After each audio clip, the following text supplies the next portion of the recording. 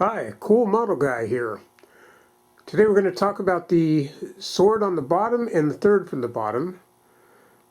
These are swords from the Mystery Skulls animated song called Hellbent. There's a character in that video who had a samurai sword or katana with snowflakes on the blade. Very cool.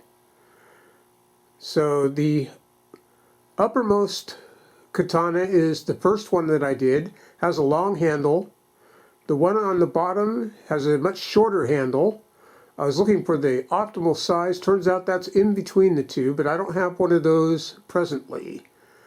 We're going to look at the two that I have. So let's go over to the wall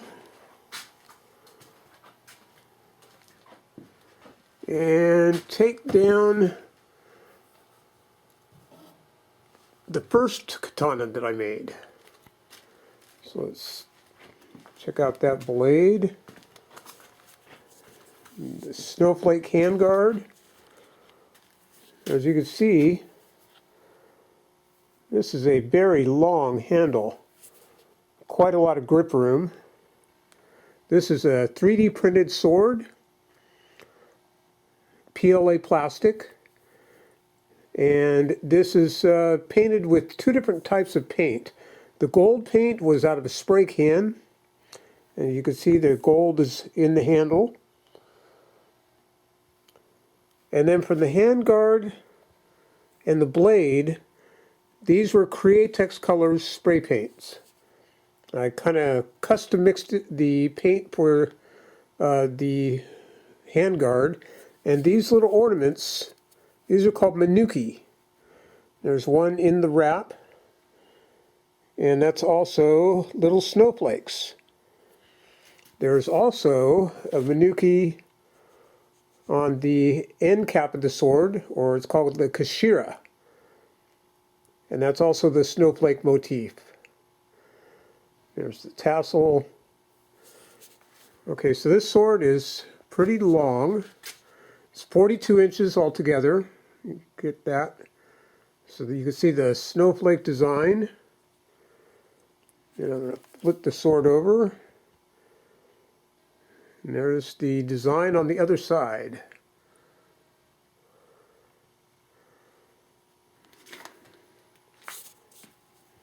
So it's got a nice heft to it. But this handle is far too long. So I thought, okay, it needs a shorter handle.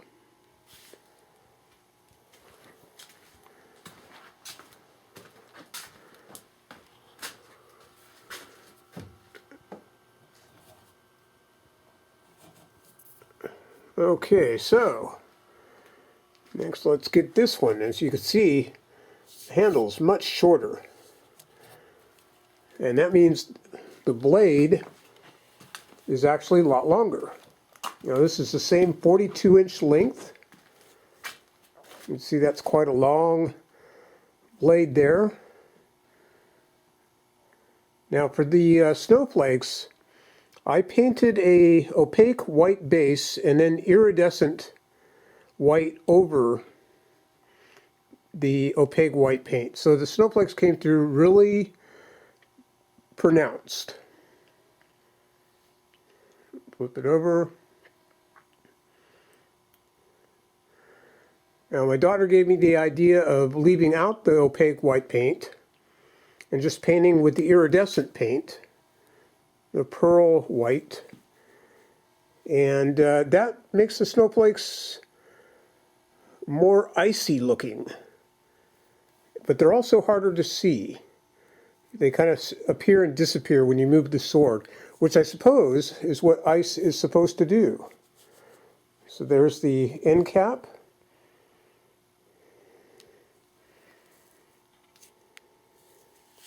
And the handguard.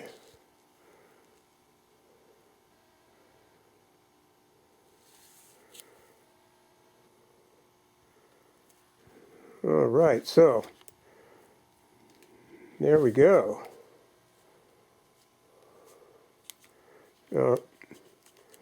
It's kind of heavy. I don't want to wave it around too much. but it's definitely a nice ornamental piece and very cool to have on the wall. Okay, so I'm going to walk back over here and put it back in place.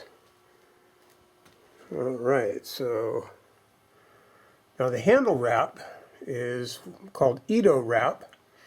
The kashira or end piece is actually permanently attached to the handle with the wrap. Now the handle comes off, the spacers come off, the handguard comes off, and the blade is constructed just like a real katana blade would be constructed.